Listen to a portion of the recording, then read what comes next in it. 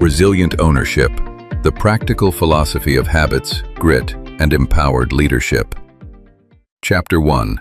The Growth Mindset Foundation. At the heart of resilient ownership lies a single, non-negotiable conviction. Every human ability, intellectual, emotional, physical, or relational, can be expanded through deliberate, sustained effort. This is the Growth Mindset Foundation, the bedrock upon which the entire philosophy is built. Without it, accountability collapses into blame, habits dissolve into excuses, grit becomes performative endurance, and leadership devolves into charisma without substance.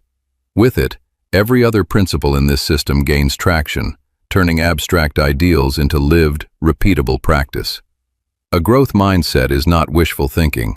It is a precise operating system for the brain. It rests on two interlocking beliefs. First, that core capacities are not fixed at birth or frozen by early experiences. They are malleable. Second, that the primary driver of expansion is not talent, luck, or innate genius, but consistent, effortful practice aimed at improvement. This orientation does not deny the existence of natural differences in starting points. It simply refuses to treat those differences as destiny. The leader who internalizes this view stops asking, "Am I good enough?" and begins asking, "What must I do today to become better?" That single shift in questioning redirects energy from self-protection to self-expansion. Failure, under a growth mindset, ceases to be evidence of personal inadequacy. It becomes diagnostic data, precise, neutral, and invaluable. When a decision leads to an undesired outcome, the response is not shame or defensiveness, but curiosity. What assumption did I hold that proved incomplete? Which skill gap became visible? What adjustment in process or preparation would close that gap next time? This reframing is not emotional sleight of hand. It is rigorous intellectual honesty. It replaces the fixed mindset habit of hiding weaknesses with the disciplined habit of exposing them early so they can be addressed. The result is accelerated learning and a steady accumulation of competence that feels earned rather than bestowed. This foundation directly powers intrinsic motivation, the engine described in Chapter 3. When people believe their abilities can grow, they pursue autonomy not as rebellion, but as the natural condition for experimentation. They chase mastery because every incremental gain confirms the plasticity of their skills. They seek purpose because a larger mission provides the arena in which expanded capacity finds meaning. Without a growth mindset, autonomy feels threatening, mastery feels exhausting, and purpose feels abstract. With it, the three elements align into a self-reinforcing loop. Effort reveals potential, potential fuels deeper engagement, and engagement clarifies what truly matters. The same foundation makes atomic habits, Chapter 2, sustainable rather than fragile. Small, identity-based changes, such as choosing, "I am a disciplined decision maker," over, "I hope I make better decisions," only stick when the individual trusts that identity can actually be built. A fixed mindset treats every missed habit as proof that the desired identity was never real. A growth mindset treats the same miss as temporary information about the current system. The 1% daily improvement becomes psychologically safe because the leader knows that compound growth is not a motivational slogan, but a mathematical certainty when effort is consistent. Habits, therefore, are not merely behavioral tricks. They are the daily proof that the growth mindset is working. They convert belief into visible evidence, which in turn strengthens the belief. This realistic optimism grounded in evidence rather than hope, is what distinguishes resilient ownership from superficial positivity. There is no promise that life will be easy, that teams will always cooperate, or that markets will reward virtue. There is only the promise that, regardless of external conditions, the leader who owns the process of growth will steadily increase their sphere of influence and their capacity to deliver results. Progress is not guaranteed by affirmation or visualization. It is manufactured through repeated, often unglamorous acts of deliberate practice. That manufacturing process is inherently motivating because each small win is verifiable. The leader feels the expansion in real time: faster decisions, clearer communication, calmer responses under pressure. These tangible signals replace the emotional roller coaster of hype and crash cycles. In leadership practice, the Growth Mindset Foundation makes extreme ownership, Chapter 4, psychologically possible. Total accountability is intolerable to someone trapped in a fixed mindset. Every setback feels like proof of personal deficiency, so the reflex is to externalize blame, to point at market conditions, team shortcomings, or bad luck. A growth-oriented leader experiences the identical setback, but interprets it as data about their own decision-making process, communication clarity, or preparation standards. Ownership, therefore, becomes liberating rather than crushing. It shifts the locus of control inward, where it can actually be exercised. The leader stops waiting for the world to change and starts changing the variables they control, their standards, their questions, their follow-through. This inward focus is the first step toward freedom. The same foundation sustains grit, Chapter 5. Passion without perseverance is merely enthusiasm. Perseverance without a growth mindset is grinding drudgery. When abilities are seen as expandable, long-term effort stops feeling like self-punishment and starts feeling like investment. The leader who expects growth does not require constant dopamine hits from quick wins. They are satisfied by the knowledge that today's disciplined action is enlarging tomorrow's capacity. This perspective turns the inevitable plateaus of any meaningful endeavor into expected waypoints rather than signs of failure.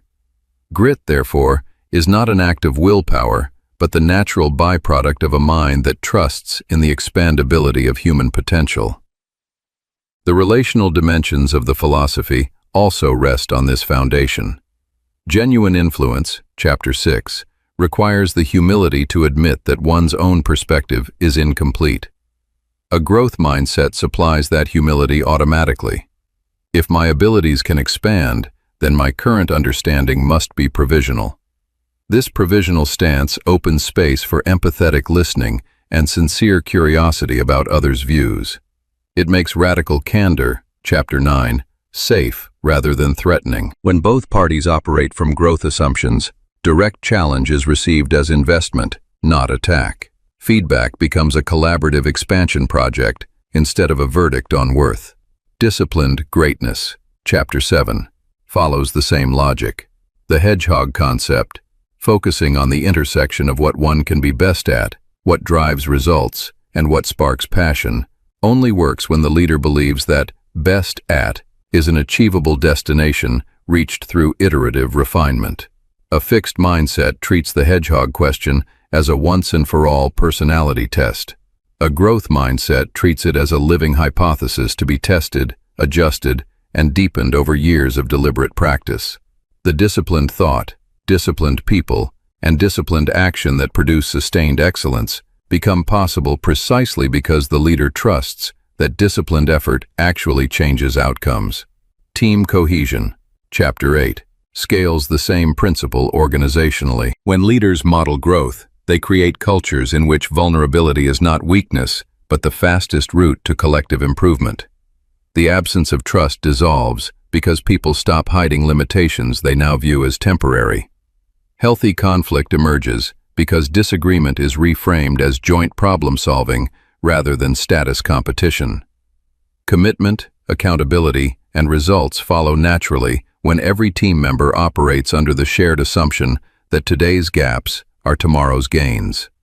Finally, the coaching habit, Chapter 10, becomes the primary transmission mechanism for the entire philosophy. A growth-oriented coach does not rush in with answers. They ask questions that activate the other person's own growth process. What do you think is the real issue here? What would success look like 6 months from now? What small experiment could we run this week?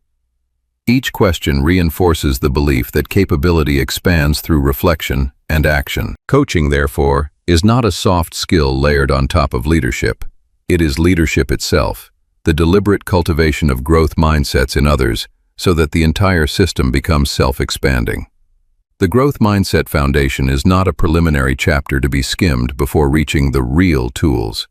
It is the operating system that makes every subsequent tool reliable.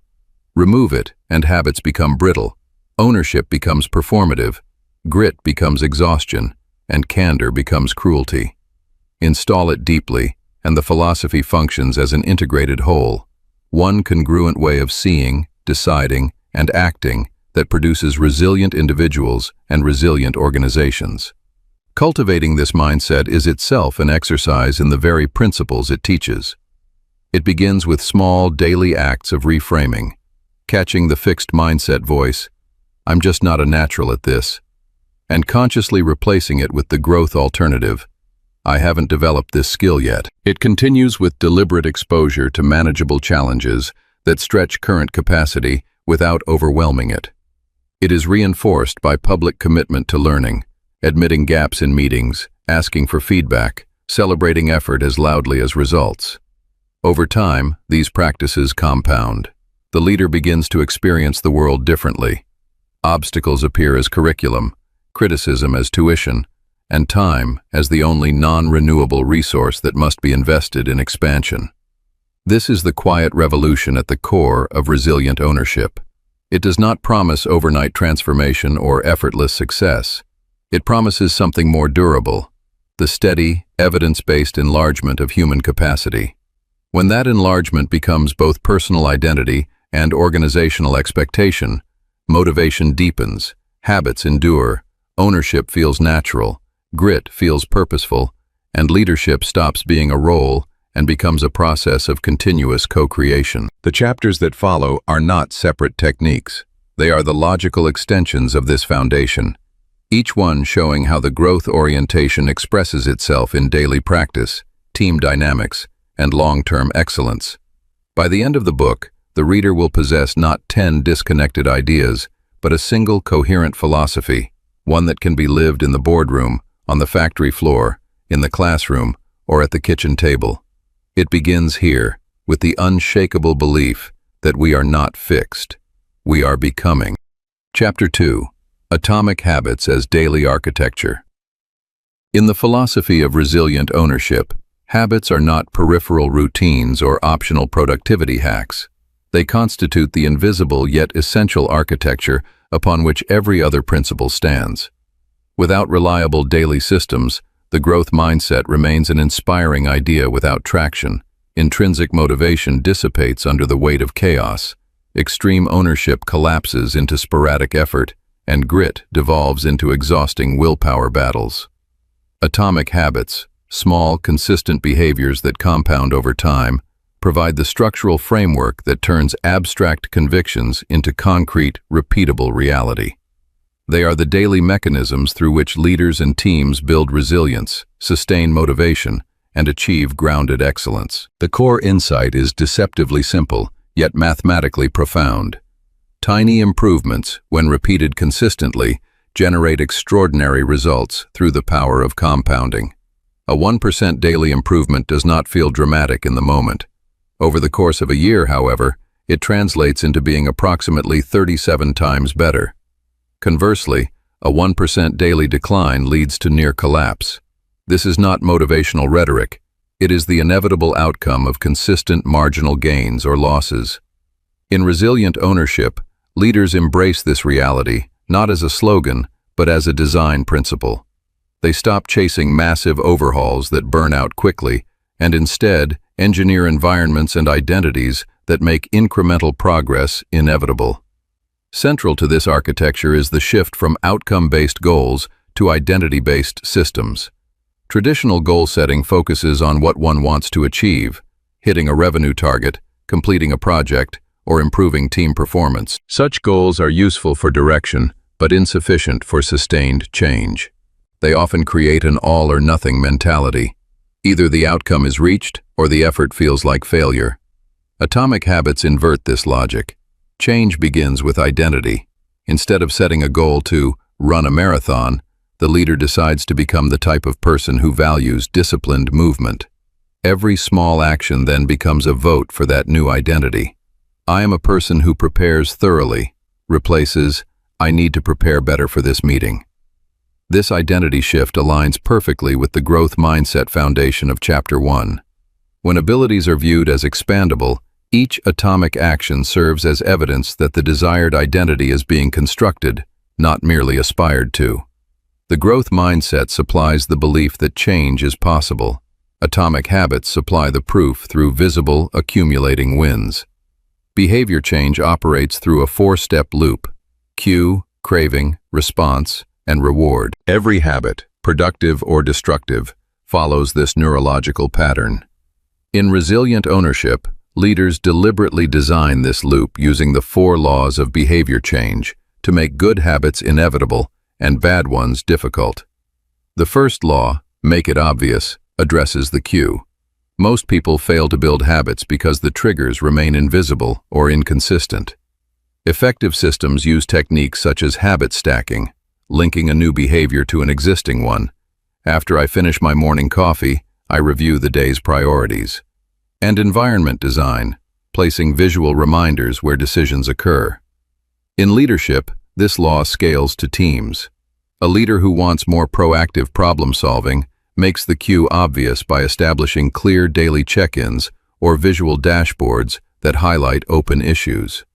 Obvious cues reduce reliance on fleeting motivation and replace it with environmental inevitability. This law reinforces extreme ownership because clear systems leave no room for ambiguity about what needs to be done or who is responsible. The second law, make it attractive, targets the craving phase. Humans are wired to pursue behaviors that promise immediate dopamine rewards. To build lasting habits, leaders must associate desired actions with positive emotions and social approval. Temptation bundling, pairing a necessary task with an enjoyable one, or joining groups where the habit is normalized, can amplify appeal. In the context of resilient ownership, attractiveness connects directly to intrinsic motivation. Chapter 3. When habits support autonomy, allowing individuals to shape how they work, they feel inherently rewarding. When they advance mastery, the craving for competence provides natural fuel. And when they serve a larger purpose, the behavior gains deeper emotional weight. Attractive habits thus prevent the philosophy from becoming dry discipline. They infuse daily practice with genuine energy. The third law, make it easy, focuses on the response. The human brain defaults to the path of least resistance. Atomic habits succeed by reducing friction to the minimum. This includes the 2-minute rule, scaling any new habit down to something that takes less than 2 minutes to start, and optimizing the environment to make execution effortless. For a leader building a coaching culture, this might mean creating simple templates for one-on-one questions rather than expecting spontaneous brilliance in every conversation. Ease does not mean lowering standards. It means removing unnecessary barriers so that high standards become executable. This law sustains grit, Chapter 5, by ensuring that perseverance is not constantly battling overwhelming difficulty. When starting is easy, the long-term perseverance required for meaningful results becomes psychologically sustainable. The fourth law, make it satisfying, secures the reward and encourages repetition. Immediate positive feedback loops reinforce the habit loop. Tracking progress visibly, such as simple streak counters or habit scorecards, provides satisfying evidence of identity reinforcement. In team settings, public recognition of consistent effort, tied to the growth mindset, amplifies this satisfaction without descending into empty praise. Satisfaction closes the loop, making the entire system self-perpetuating. It also grounds positivity in reality, the quiet confidence that comes from seeing tangible streaks of improvement, not from external validation alone. These four laws do not operate in isolation. They form an integrated system that interlocks with every element of resilient ownership. Consider intrinsic drive. Autonomy is enhanced when individuals design their own habit systems rather than having rigid processes imposed. Mastery deepens because atomic habits break complex skills into repeatable micro-practices. Purpose becomes actionable when daily behaviors are explicitly linked to larger organizational or personal missions. Without such habits, purpose remains inspirational but vague. With them, purpose manifests in consistent action. Extreme ownership gains practical power through atomic habits. Total accountability is easy to endorse in theory, but difficult to sustain when daily execution is chaotic. Clear systems, obvious cues for reviewing outcomes, easy responses for course correction, satisfying tracking of lessons learned, make ownership a daily practice rather than a rare heroic effort. A leader who owns everything can point to specific habits, morning reviews, feedback protocols, follow-up rituals, as the mechanisms through which ownership is exercised. When setbacks occur, the habit architecture allows rapid diagnosis and adjustment rather than defensive blame shifting. Grit finds its daily fuel in atomic habits. Passion alone fades. Perseverance requires structures that make continued effort feel manageable and meaningful. The compounding nature of small habits prevents the burnout that often accompanies raw determination. Plateaus, the natural flat periods in any long-term endeavor, are navigated more effectively when the leader trusts the underlying system. Visible 1% gains maintain momentum even when larger results are not yet apparent. This realistic optimism distinguishes resilient ownership. Positivity is not manufactured through affirmations, but earned through observable progress in habit streaks. The relational and team dimensions of the philosophy also rest on this daily architecture. Genuine influence, Chapter 6, grows when leaders consistently demonstrate reliability through their habits, showing up prepared, listening attentively, following through on commitments. These small behaviors build trust faster than grand gestures. Radical candor, Chapter 9, becomes sustainable when feedback delivery is habitualized. A standard structure for caring personally while challenging directly reduces the emotional friction that makes difficult conversations rare. The coaching habit, Chapter 10, scales when leaders develop the atomic practice of asking powerful questions in every interaction rather than defaulting to advice giving. Over time, these micro-behaviors transform team dynamics. Disciplined greatness, Chapter 7, emerges directly from habit architecture. The hedgehog concept requires sustained focus over years, not sporadic intensity. Atomic habits create the disciplined thought, regular reflection on what drives results, disciplined people, consistent recruitment and development practices, and disciplined action, standardized processes that eliminate waste, that produce Level 5 leadership and lasting excellence. Without daily systems, even the clearest strategic insight dissipates in the noise of urgent but unimportant tasks. Finally, overcoming the 5 dysfunctions of a team, Chapter 8, depends on collective habit formation.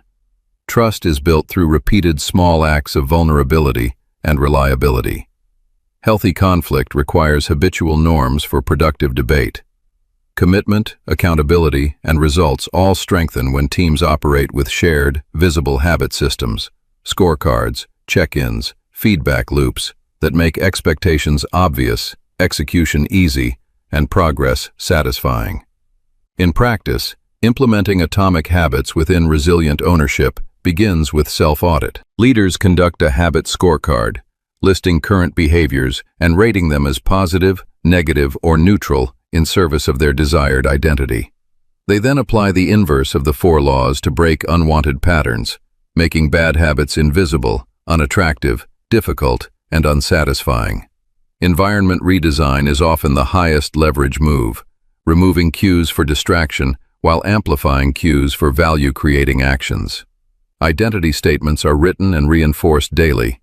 I am a leader who builds capable teams through consistent coaching. Each small win votes for that identity. Scaling to teams involves co-creation. Rather than imposing habits from above, effective leaders facilitate workshops where groups identify shared identity. We are a team that owns outcomes and learns rapidly, and designs supporting systems together.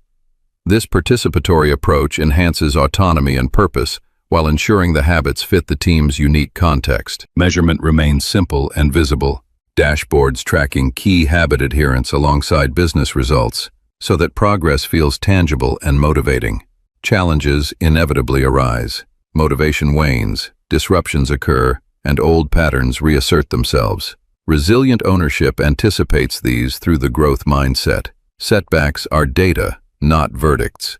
The habit architecture includes recovery protocols, pre-commitment to never miss twice, environment resets, and accountability partners that minimize damage from occasional lapses. The philosophy rejects perfectionism in favor of resilient consistency. A missed day does not reset identity. It provides information for system refinement. Ultimately, atomic habits serve as the daily architecture that makes resilient ownership livable and scalable. They convert the growth mindset from belief into behavior. They operationalize intrinsic motivation so that autonomy, mastery, and purpose are not occasional experiences, but default operating modes. They make extreme ownership executable through repeatable practices. They sustain grit by distributing perseverance across thousands of small, manageable actions. They enable genuine influence, disciplined greatness, team cohesion, radical candor, and powerful coaching to become cultural norms rather than aspirational ideals. This chapter does not stand alone.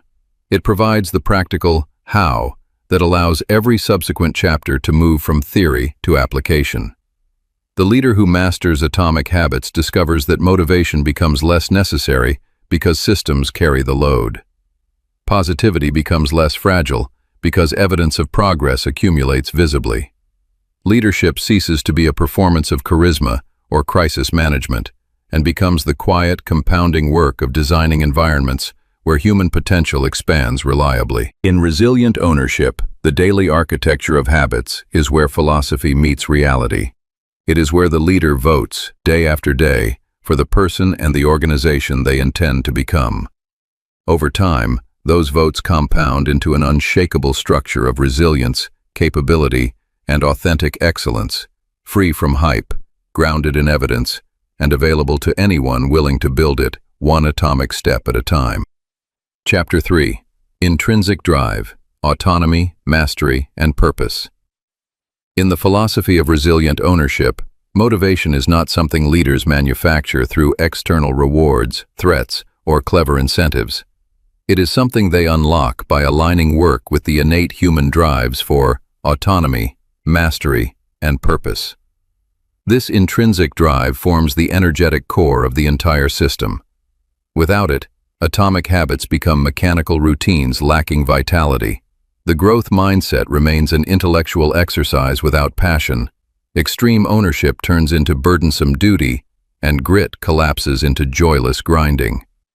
When properly cultivated, however, intrinsic drive transforms effort into engagement, discipline into fulfillment, and individual contribution into collective momentum. It supplies the sustainable fuel that makes resilient ownership not only effective, but deeply human and rewarding. Traditional Motivation 2.0, the carrot and stick model dominant in many organizations, relies on external controls, bonuses for hitting targets, penalties for missing them, close supervision to ensure compliance. Decades of behavioral science demonstrate that while this approach can work for simple, rule-based routine tasks, it often backfires in the complex, creative, and adaptive work that defines modern leadership and team performance. External rewards can crowd out internal interest, reduce creativity, encourage short-term thinking, and erode long-term commitment. Once the reward is removed or the threat subsides, engagement frequently drops. Resilient ownership rejects this outdated operating system in favor of Motivation 3.0, built squarely on the three pillars identified through rigorous psychological research: autonomy, mastery, and purpose. Autonomy is the desire to direct one's own life and work. It is not anarchy or complete independence. It is the experience of acting with genuine choice. Leaders who grant autonomy over task, what people work on, time, when they do it, technique, how they do it, and team, whom they do it with, tap into a powerful internal engine. When individuals feel they have meaningful control, they take greater responsibility for outcomes. This directly reinforces extreme ownership. People who choose their approach are far more likely to own the results, rather than blame external factors or processes imposed from above. Autonomy also makes atomic habits more sustainable. When people design elements of their own daily systems, choosing the exact cue, reward, or stacking method that fits their rhythm, adherence rises because the habits feel self-authored rather than dictated. In team settings, autonomy over aspects of work reduces the 5 dysfunctions: by increasing buy-in and decreasing passive resistance or hidden conflict. Autonomy does not stand alone. It gains depth and direction when paired with the growth mindset foundation.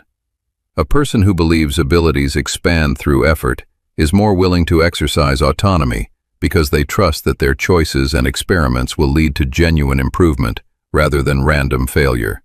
Fixed mindset individuals, by contrast, often fear autonomy. Greater freedom simply exposes their perceived permanent limitations. In resilient ownership, leaders therefore cultivate both simultaneously. They communicate that abilities are malleable while progressively expanding the sphere of choice available to team members. This combination turns autonomy from potential chaos into directed self-determination.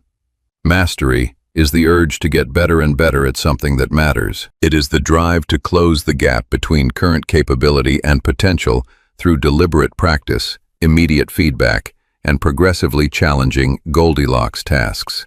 Those that are neither too easy, causing boredom, nor impossibly hard, causing anxiety. Mastery is inherently satisfying because the pursuit itself becomes rewarding. The sensation of improving provides its own dopamine. This pillar integrates seamlessly with atomic habits. Small daily behaviors compound into noticeable skill gains, making the path to mastery visible and motivating. Each 1% improvement is not merely incremental, it is evidence that deliberate practice is working, reinforcing the identity of someone who is continually developing. Mastery also sustains grit. Passion without the pursuit of mastery is fleeting enthusiasm. Perseverance without visible progress toward competence becomes exhausting. When people experience steady advancement in skills that matter, they are far more willing to endure the plateaus and setbacks that define long-term endeavors. Research shows that growth mindset and grit are mutually reinforcing.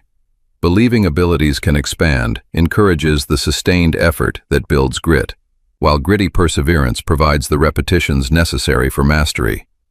In leadership practice, this means designing roles and projects that stretch people just beyond their current level, while providing clear metrics and rapid feedback loops.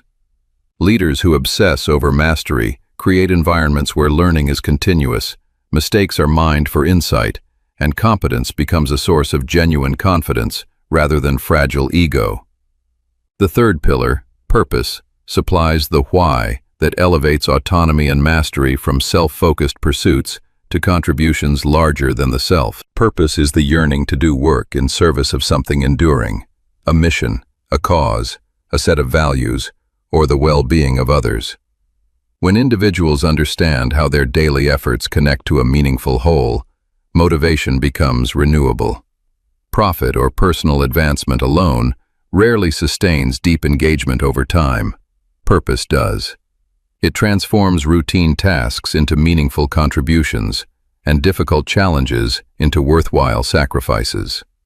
Purpose integrates with every other element of resilient ownership. It gives direction to autonomy. Choice is exercised not arbitrarily, but in alignment with a larger objective. It fuels mastery by making the hard work of improvement feel significant rather than pointless. It amplifies extreme ownership, because when the mission matters, leaders and teams naturally take fuller responsibility for outcomes. It grounds genuine influence and radical candor. Feedback lands more constructively when everyone shares a clear sense of what success for the collective looks like. In team cohesion, shared purpose dissolves many of the 5 dysfunctions by creating alignment that makes trust, commitment, and accountability feel natural rather than enforced. In the hedgehog concept of disciplined greatness, purpose is one of the 3 intersecting circles. It overlaps with what drives results and what the organization can be best at. When leaders articulate and repeatedly reinforce a compelling purpose, using we language that emphasizes collective contribution, they create the conditions for level 5 leadership to emerge, humble, yet fiercely resolved individuals who subordinate ego to the mission. Purpose also makes the coaching habit profoundly effective. Powerful questions such as, how does this connect to our larger goal? Or, what would meaningful progress look like here? Activate intrinsic drive by helping people reconnect their immediate actions to something bigger. The three elements are not independent. They form a mutually reinforcing system. Autonomy without mastery can lead to aimless exploration. Mastery without autonomy feels like forced drill. Both without purpose can become self-absorbed or ultimately hollow. When aligned, however, they generate a powerful flywheel. Greater autonomy encourages experimentation that accelerates mastery. Visible progress in mastery strengthens the desire for more autonomy. A vivid purpose makes both feel worthwhile, deepening engagement and resilience. This flywheel explains why intrinsic drive produces higher performance, greater creativity, lower burnout, and stronger well-being compared to external motivators. In practical application within resilient ownership, leaders begin by diagnosing the current motivational environment. Where are external controls crowding out internal drive? Where is autonomy overly restricted, mastery unsupported by feedback or challenge, or purpose vague or profit-centric? Interventions follow the three pillars. For autonomy, leaders experiment with results-only work environments, flexible scheduling where feasible, choice in techniques, and opportunities for individuals to assemble ad hoc teams for specific initiatives. For mastery, they introduce deliberate practice protocols, regular feedback sessions, and carefully calibrated stretch assignments. For purpose, they translate organizational mission into vivid, everyday language, celebrate contributions to the larger cause, and ensure that profit serves purpose rather than the reverse. These practices must be supported by the other chapters. Atomic habits provide the daily mechanisms that make autonomy executable and mastery measurable. The growth mindset ensures that challenges in pursuit of mastery are viewed as expandable opportunities rather than threats to self-worth. Extreme ownership guarantees that autonomy does not become diffusion of responsibility. Grit supplies the perseverance needed when mastery plateaus or purpose is tested by setbacks. Radical candor and the coaching habit deliver the honest feedback and empowering questions that keep the drive aligned and growing. Team cohesion emerges when shared purpose and mutual support replace the 5 dysfunctions. Leaders who embrace this intrinsic drive model discover a profound shift. Motivation stops being a constant managerial struggle and becomes largely self-sustaining. Teams exhibit higher engagement because they are working with, rather than against, fundamental human psychology. Positivity becomes authentic and resilient. It arises from the satisfaction of autonomous choice, the pride of advancing mastery, and the meaning of purposeful contribution. Setbacks are met with renewed determination rather than disillusionment, because the drive is internal and renewable. This chapter reveals that resilient ownership is not a philosophy of harsh discipline or relentless hustle detached from human needs. It is a system that honors what truly energizes people while demanding high standards of accountability and growth. By designing environments around autonomy, mastery, and purpose, leaders create the conditions where individuals and teams naturally bring their best selves forward. The result is not fleeting inspiration, but durable motivation that compounds over time. The same compounding that atomic habits make visible and the growth mindset makes believable. Intrinsic drive is therefore the energetic heart of the philosophy. It converts the structural architecture of habits, the foundational belief of the growth mindset, and the rigorous accountability of ownership into lived experience that feels meaningful and energizing. When leaders master the art of unlocking these 3 elements, they stop pushing people and start unleashing them. The entire system begins to run on internal power rather than external pressure, producing the grounded, realistic positivity that comes from knowing one is growing, contributing, and choosing freely in pursuit of what matters. The chapters that follow show how this intrinsic drive expresses itself through disciplined action, cohesive teams, candid communication, and empowering leadership. Together, they form a complete operating system for human potential, one that rejects hype in favor of science, slogans in favor of systems, and short-term compliance in favor of long-term excellence. In resilient ownership, motivation is not managed, it is liberated. Chapter 4. Extreme ownership, total accountability as freedom. In the philosophy of resilient ownership, extreme ownership stands as the non-negotiable discipline that transforms potential into performance. It declares that the leader, and by extension every team member operating under this philosophy, bears complete responsibility for everything in their world. There are no excuses, no blame shifting, no external scapegoats. Every outcome, whether victory or setback, success or failure, belongs to the leader. This principle is not about self-flagellation or absorbing undue guilt. It is the ultimate source of freedom, clarity, and power. When fully embraced, extreme ownership liberates individuals and teams from the paralysis of victimhood, replaces anxiety with decisive action, and creates the psychological conditions where growth, habits, motivation, and excellence can flourish without distraction. The essence of extreme ownership is radical simplicity. If it happened on your watch, you own it. This applies upward and downward. A leader owns the performance of their team, the clarity of their communication, the quality of their planning, and the execution of their strategy.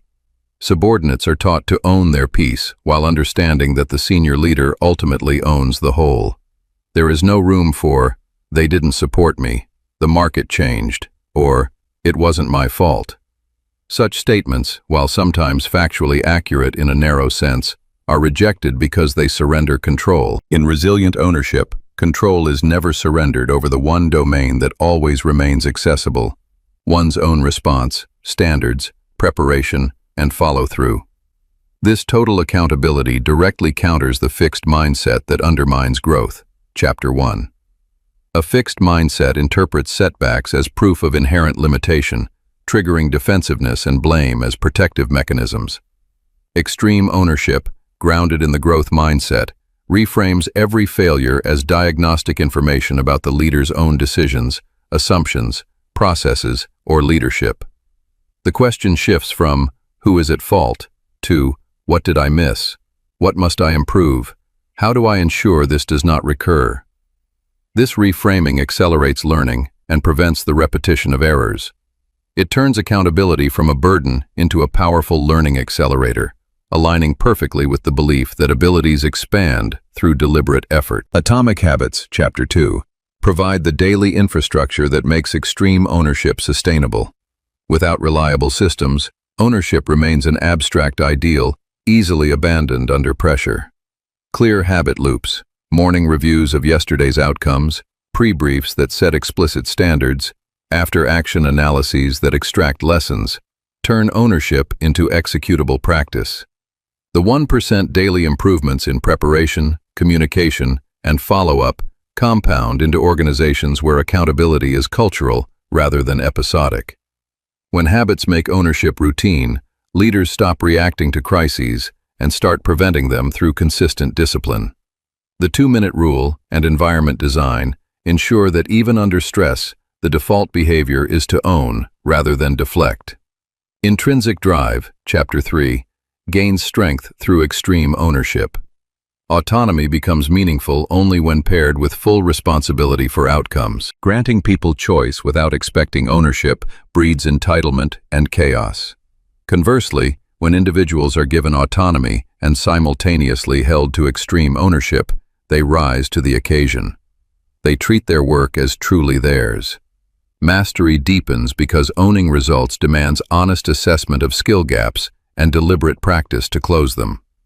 Purpose sharpens when people see that their contribution directly affects mission success, and that success or failure rests with them.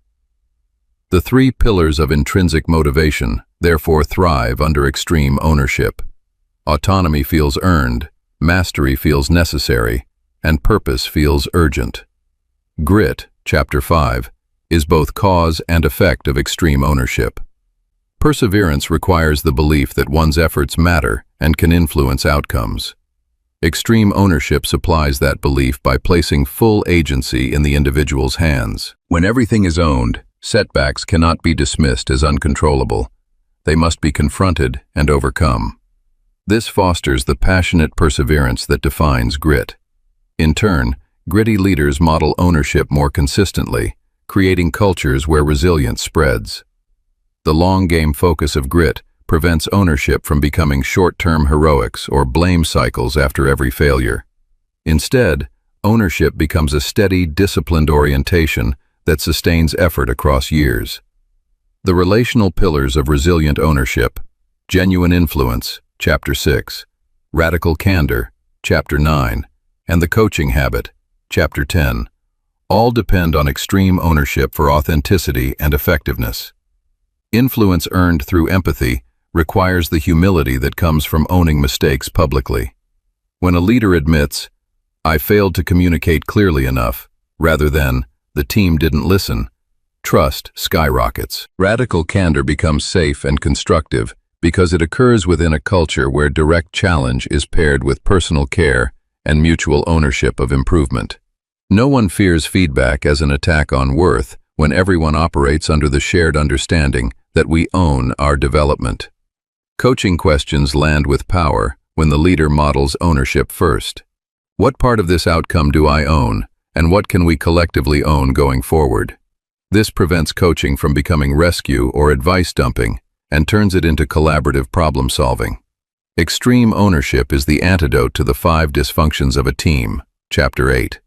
Absence of trust dissolves when leaders demonstrate vulnerability by owning failures openly. Fear of conflict diminishes because ownership removes ego protection. Disagreement becomes about finding the best path forward rather than defending turf. Lack of commitment evaporates when everyone understands that outcomes belong to the group and that silence equals complicity. Avoidance of accountability is directly countered because ownership makes holding others responsible a natural extension of self-responsibility. Inattention to results is replaced by obsessive focus on measurable outcomes, since those outcomes reflect directly on the team's collective ownership. The sequential pyramid of team performance, therefore, stands firmly when extreme ownership permeates the culture.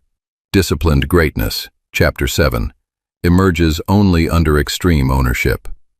The hedgehog concept requires ruthless focus and the discipline to say no to opportunities outside the intersection of best at, economic engine, and passion. A leader who owns everything cannot afford distraction or dilution. Level 5 leadership, humble yet driven, is defined by ownership, crediting the team for successes while personally absorbing responsibility for shortfalls. Disciplined people, thought, and action all flow from the refusal to externalize problems. When ownership is total, mediocrity cannot hide behind excuses, and excellence becomes the only acceptable standard. In practice, implementing extreme ownership begins with language. Leaders replace victim language, "they let us down," with ownership language, "I failed to set clear expectations." This linguistic shift is powerful because language shapes thought and culture. Public ownership, debriefing failures by starting with, "Here is what I own," models the behavior and gives permission for others to do the same. Training programs, after-action reviews, and one-on-one conversations all reinforce the principle. Diagnose the outcome, identify the leader's role in it, extract the lesson, and adjust the system or behavior accordingly. Scaling extreme ownership across teams requires careful balance. Senior leaders must own the big picture while empowering subordinates to own their domains. This decentralized command structure, clear commander's intent combined with freedom of execution, prevents micromanagement while maintaining accountability. Regular alignment sessions ensure that ownership at every level supports the overall mission. When conflicts arise between layers, the default is to push ownership downward.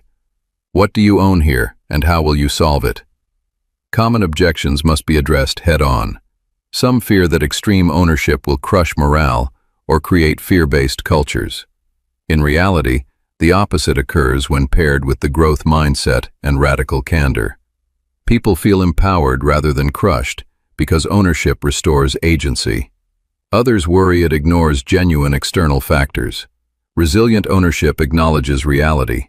Markets shift, resources are limited, luck exists, but insists that the leader's response to those realities is fully ownable. Energy spent complaining about externals is energy wasted. Energy spent adapting is energy invested in resilience. The freedom that extreme ownership delivers is profound. When nothing is someone else's fault, the leader is no longer hostage to circumstances, other people's competence, or unpredictable events. Anxiety decreases because worry is replaced by action. Decision-making accelerates because there is no waiting for perfect conditions or external approval. Creativity expands because ownership encourages experimentation without fear of blame for honest attempts. Teams become faster, more adaptive, and more innovative precisely because accountability is embraced rather than feared. This principle also grounds positivity in reality. The authentic optimism of resilient ownership does not deny hardship or failure. It asserts that hardship and failure are ownable and therefore surmountable. Setbacks become temporary data points in a larger story of expansion and improvement. The leader who owns everything sleeps better at night, not because problems disappear, but because they know the response is entirely within their control. Extreme ownership is not the final destination of the philosophy. It is the pivotal discipline that integrates and activates every other chapter. It makes the growth mindset actionable by demanding honest self-assessment. It makes atomic habits meaningful by tying them to real outcomes. It channels intrinsic drive toward mission-critical results. It sustains grit by removing excuses for quitting. It enables genuine influence through humble leadership. It supports disciplined greatness by enforcing focus. It dissolves team dysfunctions through shared responsibility. It makes radical candor safe and the coaching habit effective. In the end, extreme ownership reveals a paradoxical truth at the core of resilient ownership. The more completely you own your world, the freer you become. Responsibility is not a weight that crushes. It is the lever that lifts. It is the discipline that turns potential chaos into ordered progress, individual effort into collective excellence, and fleeting motivation into enduring resilience. Leaders who internalize this principle stop managing circumstances and start shaping them. They move from reactive firefighting to proactive architecting of success. Teams operating under extreme ownership develop an almost unfair advantage. While others debate blame and wait for better conditions, they own the conditions they have and relentlessly improve them. This is the freedom that defines resilient ownership, not freedom from accountability, but freedom through it. The chapters that follow build directly upon this foundation. Grit becomes possible because ownership removes the escape hatches that weaken perseverance. Team cohesion strengthens because shared ownership creates unity. Radical candor and coaching flourish in an environment where feedback serves collective ownership rather than personal ego. Disciplined greatness is achieved when ownership enforces the hedgehog focus over years. Together, these interlocking principles create a complete philosophy, rigorous, practical, and profoundly liberating. Extreme ownership is where resilient ownership moves from belief to battle-tested practice. It is the daily decision to own everything, improve relentlessly, and lead without excuses. In a world full of complexity and uncertainty, this total accountability remains the one constant a leader can always control, and the one that ultimately determines the difference between merely surviving and truly winning. Chapter 5. Grit. Passionate perseverance as competitive advantage. In the philosophy of resilient ownership, grit emerges as the sustaining force that bridges intention with long-term achievement.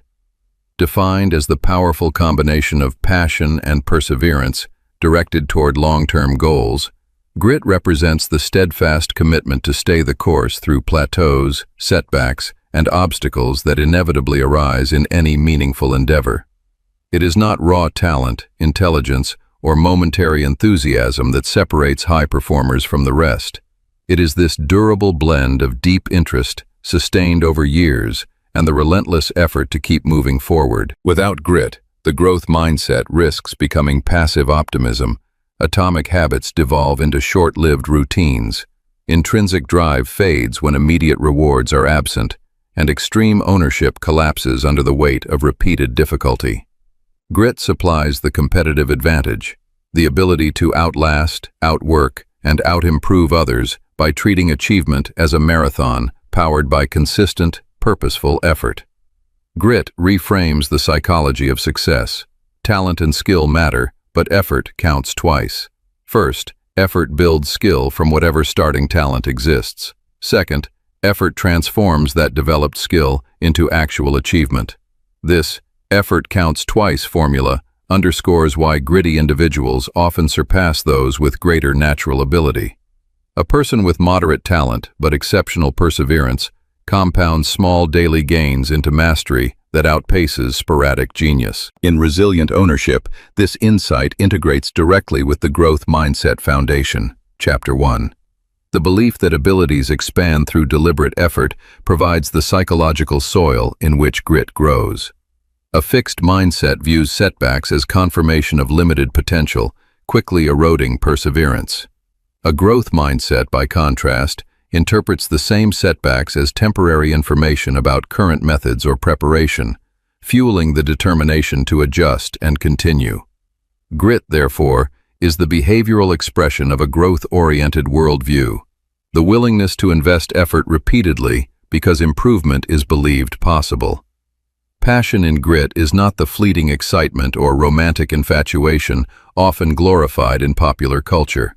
It is a consistent, deepening interest maintained over years, a top-level ultimate concern that organizes lower-level goals into a coherent hierarchy. Passion provides direction and energy, preventing aimless perseverance from becoming mere stubbornness.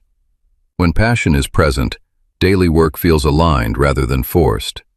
This sustained interest aligns seamlessly with intrinsic drive. Chapter 3. Autonomy gains vitality when individuals direct their efforts toward self-chosen domains of interest. Mastery becomes intrinsically rewarding as skills deepen in areas that genuinely matter. Purpose emerges naturally when work serves something larger than immediate results. Without this passionate core, intrinsic motivation risks becoming mechanical compliance. With it, motivation becomes self-renewing across the long horizon that defines real excellence. Perseverance, the second pillar of grit, is the capacity to maintain effort despite boredom, frustration, failure, or lack of visible progress. It is stamina applied consistently, showing up and doing the work when motivation wanes, when results plateau, and when easier alternatives tempt. Perseverance does not deny the reality of difficulty. It refuses to let difficulty dictate the outcome. In practice, it manifests as deliberate, focused improvement, rather than mindless repetition. The gritty individual identifies weaknesses, seeks feedback, and adjusts approaches systematically.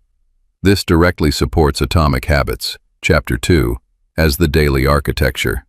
Tiny, consistent behaviors, habit stacking, environment design, tracking streaks, distribute perseverance across manageable units, preventing burnout while accumulating compound gains. When habits make daily effort automatic and visible, perseverance stops feeling like heroic willpower and becomes sustainable routine. The 1% daily improvement becomes psychologically bearable because each small win reinforces identity and direction. Grit elevates extreme ownership, Chapter 4, from reactive accountability to proactive resilience. Total ownership demands confronting every outcome without deflection, but sustaining that stance over years requires the perseverance component of grit. Setbacks are owned fully, yet passion for the larger goal prevents ownership from descending into self-punishment or paralysis. Instead, ownership becomes diagnostic and forward-looking. What did I miss? How do I adjust? How do I ensure better preparation next time? Gritty leaders model this publicly, turning personal accountability into cultural norm. Teams learn that perseverance through owned challenges builds collective strength rather than individual exhaustion. This integration creates freedom. The gritty owner controls their response, sustains effort, and gradually expands influence over outcomes. The 4 psychological assets that cultivate grit: interest, practice, purpose, and hope, map elegantly onto the broader philosophy of resilient ownership. Interest, the development of passion, is fostered through discovery, deepening, and supportive environments, aligning with autonomy in intrinsic drive. Practice emphasizes deliberate work on weaknesses with feedback and increasing challenge, reinforcing atomic habits and the growth mindset's embrace of effortful improvement. Purpose connects daily actions to something beyond the self, amplifying intrinsic motivation and providing the why that sustains perseverance during hardship. Hope, the optimistic belief that effort will eventually pay off and that one can improve, is the optimistic self-improver stance that grounds realistic positivity. Hope prevents grit from becoming grim determination. It infuses perseverance with the expectation of growth and eventual advancement. This hopeful, purposeful perseverance directly counters the 5 dysfunctions of a team, Chapter 8.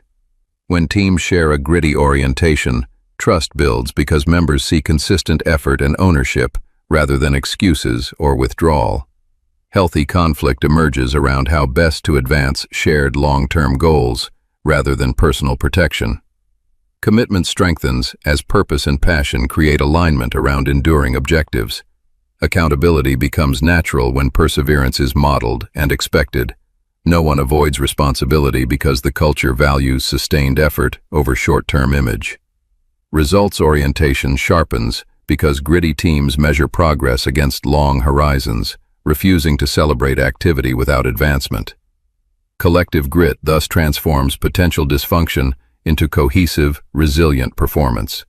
Radical candor, Chapter 9, and the coaching habit, Chapter 10, become more effective in gritty cultures. Direct, caring feedback lands constructively when recipients operate with a growth mindset and gritty perseverance. Challenges are viewed as investments in long-term development rather than personal attacks. Coaching questions. What is the real obstacle here? How does this connect to our larger purpose? What small adjustment could increase our perseverance? Activate the assets of grit by encouraging self-reflection on interest, practice, purpose, and hope. Leaders who coach this way multiply grit across the team, replacing advice giving with empowerment that builds autonomous perseverance. Disciplined greatness, Chapter 7, and the hedgehog concept find their sustaining power in grit. Identifying the intersection of what one can be best at, what drives results, and what ignites passion requires time and iterative refinement, a process sustained only by passionate perseverance. Level 5 leadership, with its blend of humility and fierce resolve, embodies grit.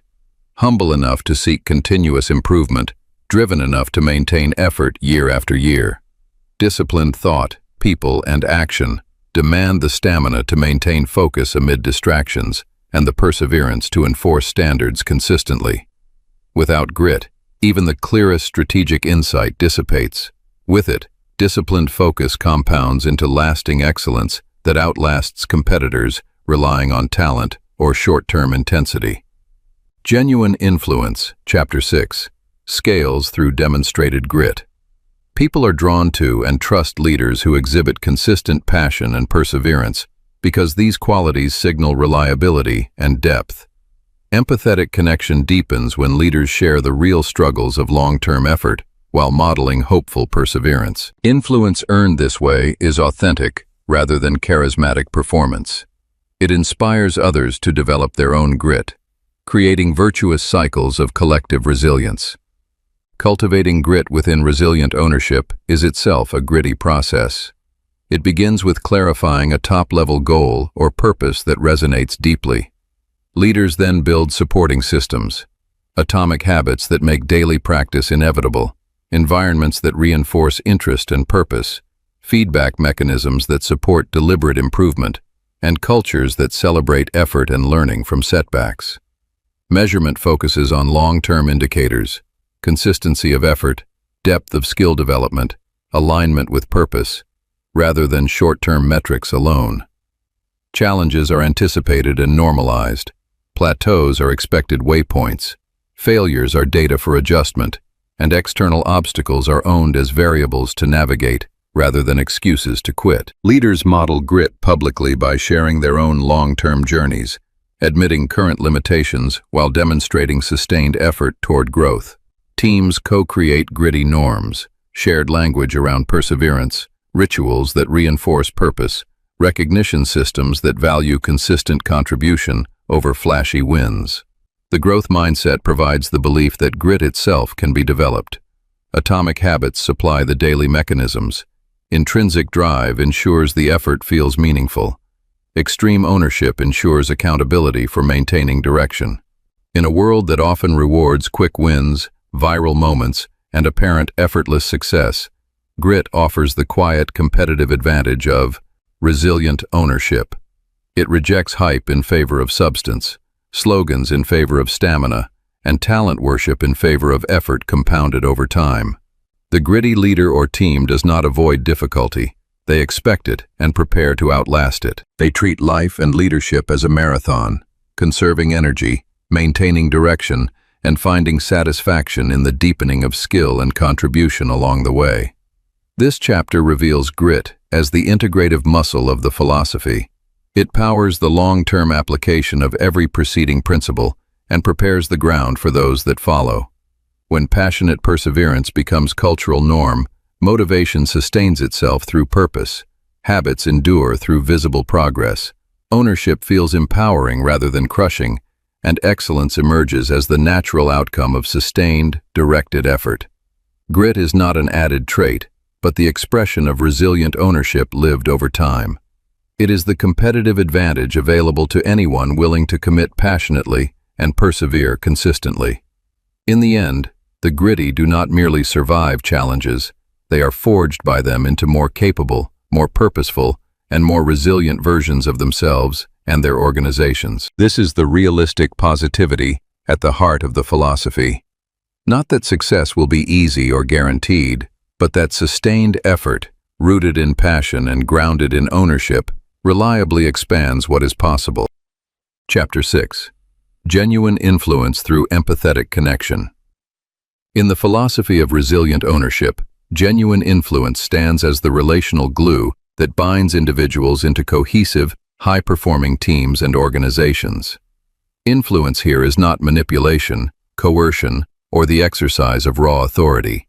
It is the earned capacity to shape thoughts, behaviors, and outcomes through authentic human connection rooted in empathy. Leaders who master this principle create environments where people willingly align their efforts, share ideas openly, and commit deeply, not because they must, but because they feel truly seen, valued, and understood. Without genuine influence, extreme ownership risks becoming top-down control. Radical candor can feel like criticism, the coaching habit may land as interrogation, and even the strongest grit or intrinsic drive fails to scale beyond isolated individuals. Empathetic connection transforms personal resilience into collective strength, turning the philosophy from a solo discipline into a shared way of operating. At its core, genuine influence rests on a fundamental recognition. People are emotional beings first, logical second. Attempts to change behavior through criticism, condemnation, or complaint almost always provoke defensiveness and resistance. Instead, the path to influence begins with making the other person feel important in sincere, specific ways. Honest appreciation, delivered genuinely and focused on effort or character rather than empty flattery, satisfies a deep human need and opens the door to collaboration. Leaders in resilient ownership learn to arouse an eager want by framing requests or ideas in terms of what genuinely motivates the other person, aligning personal drives with collective goals. This approach avoids win-lose dynamics and builds mutual investment. The foundational practices of empathetic connection are straightforward, yet profoundly effective when practiced consistently. Become genuinely interested in other people. Ask questions about their experiences, challenges, and aspirations, then listen actively without planning your next response. Encourage others to talk about themselves. The sweetest sound to any person remains their own name, used in sincere conversation. Smile, not as a forced performance, but as a signal of warmth and approachability that sets a positive emotional tone. These small behaviors compound through atomic habits, Chapter 2, turning empathy into a daily architecture rather than an occasional soft skill. Talk in terms of the other person's interests. Frame ideas, feedback, or vision through their lens. What benefits them, advances their mastery, or serves their sense of purpose, Chapter 3. This principle integrates directly with intrinsic drive. When leaders demonstrate understanding of autonomy needs, mastery goals, and larger purpose, People feel their internal motivations are respected rather than overridden. The result is voluntary engagement rather than reluctant compliance. Empathy, the ability to perceive and relate to another's thoughts, feelings, and experiences, serves as the engine of genuine influence. It requires setting aside one's own assumptions and judgments long enough to see the world from the other's perspective. Judgment closes doors, curiosity opens them. Leaders cultivate this by practicing self-awareness, noticing their own ladder of inference, quick leaps from observable data to conclusions, and deliberately slowing down to ask, what might I be missing about their situation? This empathetic stance aligns perfectly with the growth mindset. Chapter 1. When abilities are viewed as expandable, differences in perspective become opportunities for mutual growth rather than threats to ego. A leader who believes in development naturally extends that belief to others, approaching conversations with the assumption that understanding their viewpoint will reveal valuable insights. This empathetic foundation makes extreme ownership, Chapter 4, relational rather than isolating. Total accountability does not require the leader to shoulder every burden alone. It invites shared ownership through connection. When a setback occurs, the empathetic leader begins with, "Here is what I own in this outcome," then genuinely seeks to understand each team member's experience. What did this feel like from your side? What obstacles did you face that I may not have seen? This vulnerability builds trust and encourages reciprocal ownership. People are far more willing to own their part when they feel their challenges have been heard and respected. Ownership thus becomes collaborative problem-solving instead of blame distribution or heroic solo fixing. Grit, Chapter 5. Scales through genuine influence. Passionate perseverance is difficult to sustain in isolation. It thrives in relationships where individuals feel supported and connected to something larger. Empathetic leaders recognize the emotional toll of long-term effort, plateaus, frustration, repeated setbacks, and respond with understanding rather than demands for tougher mindset. They celebrate small improvements sincerely, acknowledge the human cost of perseverance, and connect daily struggles to shared purpose. This creates a culture where grit becomes contagious. Team members persevere not only for personal growth, but because they do not want to let down people who genuinely care about their success and well-being. The 5 dysfunctions of a team, Chapter 8, dissolve most effectively when genuine influence and empathy are present. Absence of trust is the root dysfunction. Empathy directly counters it by demonstrating that leaders and colleagues are willing to understand before judging. When people feel seen, they risk vulnerability, sharing ideas, admitting mistakes, or expressing concerns, knowing they will be met with curiosity rather than condemnation. Healthy conflict follows naturally.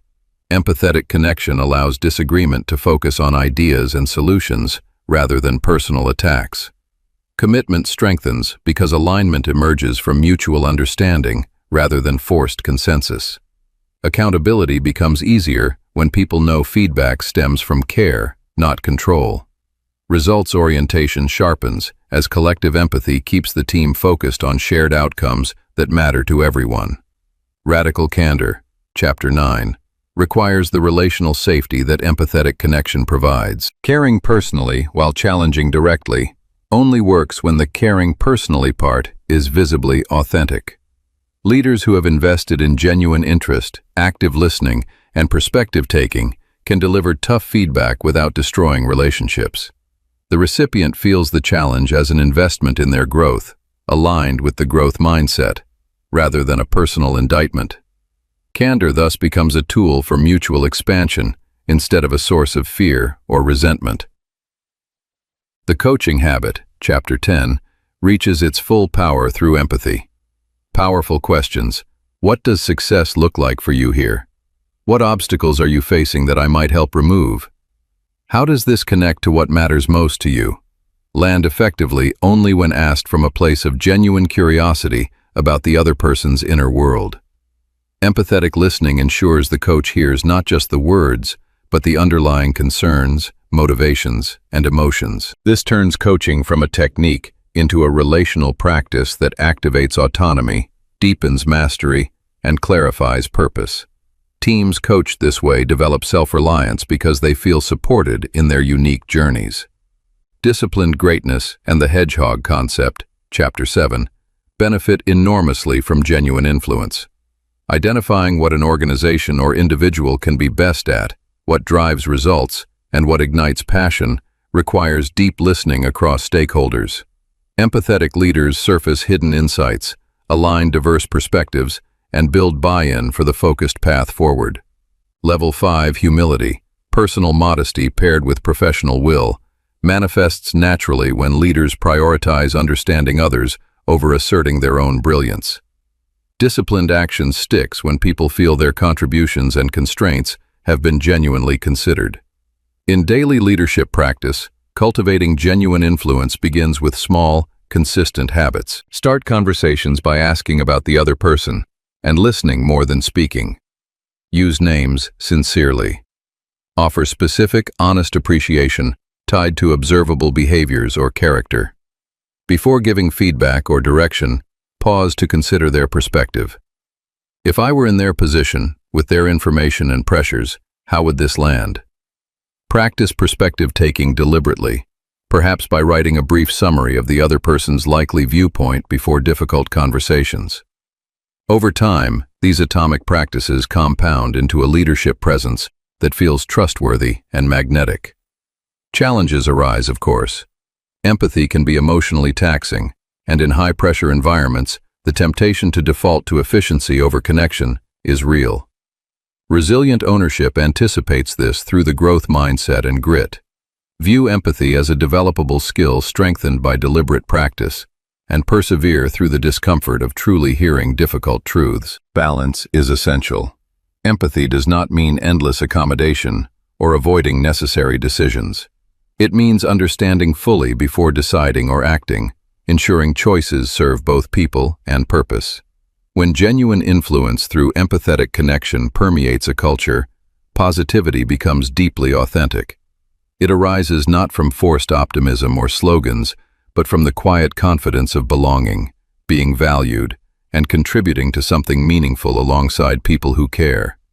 Teams exhibit higher engagement, lower turnover, greater creativity, and stronger resilience because relationships provide the emotional safety net for risk-taking and perseverance. This chapter reveals that resilient ownership is fundamentally relational.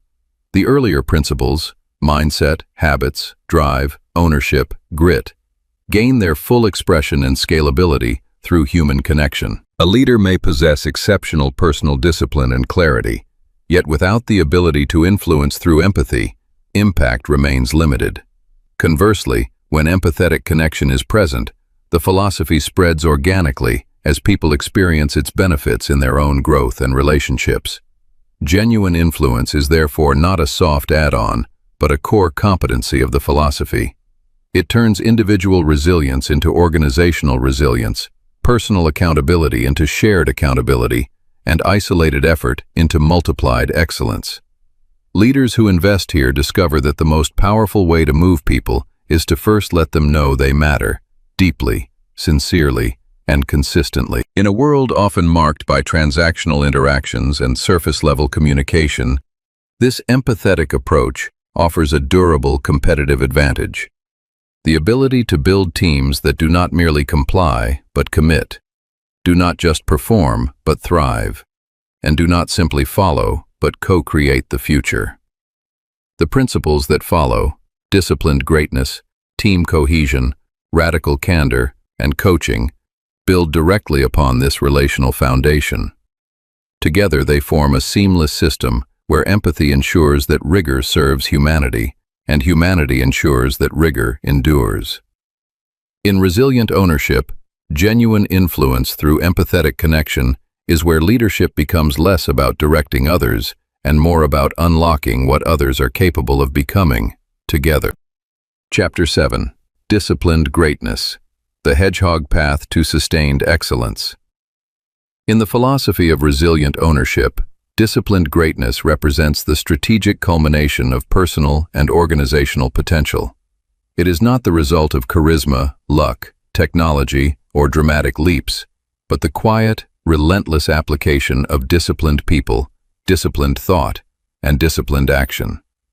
At the center of this discipline lies the hedgehog concept, a simple, crystalline understanding derived from the intersection of three circles: what you can be the best in the world at, what drives your economic or impact engine, and what you are deeply passionate about. When pursued with Level 5 leadership, characterized by personal humility combined with professional will, this path produces sustained excellence that compounds over time, outlasting competitors who chase trends, quick wins, or ego-driven strategies. Without disciplined greatness, even the strongest growth mindset, atomic habits, intrinsic drive, extreme ownership, and grit remain fragmented efforts. With it, they align into a focused flywheel that builds unstoppable momentum toward enduring success. Disciplined greatness rejects the myth of overnight transformation or the need for larger-than-life heroic leaders. Empirical patterns from rigorous analysis of companies that transitioned from good to great reveal a consistent sequence. First, get the right people on the bus and the wrong ones off. Then confront brutal facts while maintaining faith. Distill the hedgehog concept. Build a culture of discipline, and let the flywheel effect do its work. This sequence integrates seamlessly with every prior element of resilient ownership. The growth mindset, Chapter 1, provides the belief that excellence is achievable through effort, not innate superiority. Atomic habits, Chapter 2, supply the daily mechanisms that make discipline repeatable. Intrinsic drive, Chapter 3, ensures that autonomy, mastery, and purpose fuel the journey rather than drain it. Extreme ownership, Chapter 4, demands that leaders take full responsibility for building and maintaining this disciplined path. Grit, Chapter 5, supplies the passionate perseverance required to stay within the three circles despite distractions and setbacks. Genuine influence through empathetic connection, Chapter 6, ensures that the right people are not only selected, but inspired and aligned. Level 5 leadership forms the human foundation of disciplined greatness. These leaders exhibit a paradoxical blend: deep personal humility paired with indomitable professional will. They are ambitious, but their ambition is first and foremost for the organization, the mission, the cause, not for themselves. They channel ego needs into building something larger and more lasting. Level 5 leaders are often self-effacing, quiet, and understated, yet they display fierce resolve to do whatever it takes to achieve greatness. They take responsibility for failures while giving credit for successes to the team. This humility aligns directly with extreme ownership and the growth mindset. By subjugating personal ego, they create space for honest self-assessment and collective expansion. Their professional will reinforces grit, ensuring that passion translates into sustained action rather than sporadic enthusiasm. The first who, then what principle underscores that disciplined people come before strategy. Greatness begins by getting the right people, self-disciplined individuals with high intrinsic motivation, into key positions. These are not merely skilled technicians, but people who embody the growth mindset, take ownership, and operate with autonomy once direction is clear. Wrong people must be removed, not through harshness, but through rigorous, compassionate alignment with standards. When the right people are on the bus, they require less management and generate disciplined thought and action naturally. This step integrates with genuine influence. Empathetic leaders who connect authentically build trust that allows honest conversations about fit and contribution. It also supports radical candor and the coaching habit by creating an environment where feedback serves development rather than ego protection.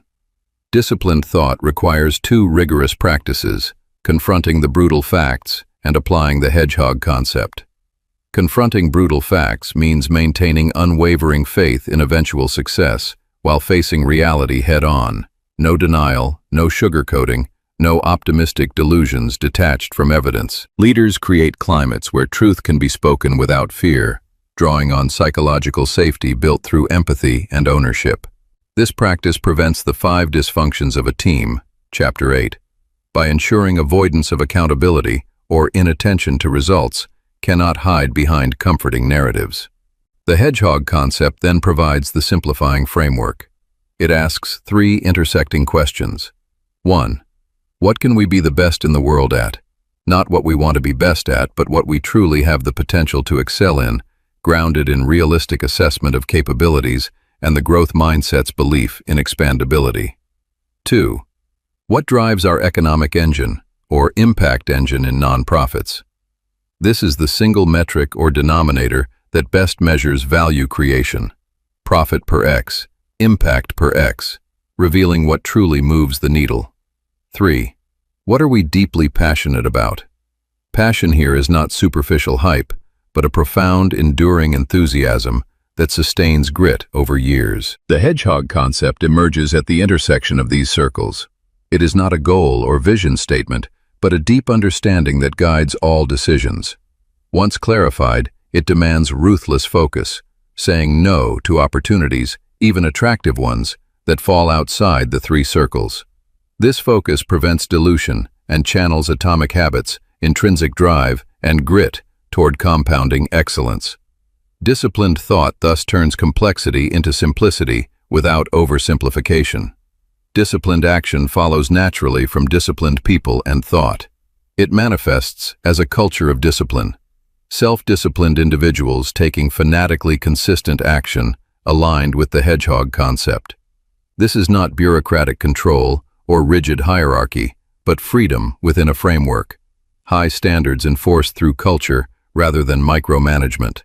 The right people, operating with autonomy and ownership, innovate and execute relentlessly within the focused path. Technology, acquisitions, or market changes are evaluated strictly through the hedgehog lens, adopted only if they accelerate momentum inside the circles. This disciplined action integrates the coaching habit.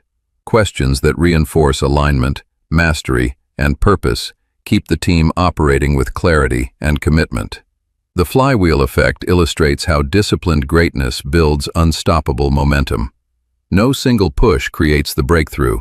Instead, consistent, aligned efforts in the right direction gradually build speed. Early pushes feel laborious, but each disciplined action adds to the accumulated momentum. Eventually, the flywheel spins with its own force, producing breakthrough results that appear sudden to outsiders, but are the logical outcome of years of disciplined preparation. This concept grounds realistic positivity in evidence. Excellence is not magical, but the predictable result of sustained, focused effort. It reinforces grit by making perseverance visible through accumulating momentum, and ties back to atomic habits as the micro-pushes that keep the flywheel turning daily. In resilient ownership, disciplined greatness scales the entire philosophy organizationally. The growth mindset becomes cultural when Level 5 leaders model humble learning and expect continuous expansion. Atomic habits embed into processes and rhythms that support the hedgehog focus.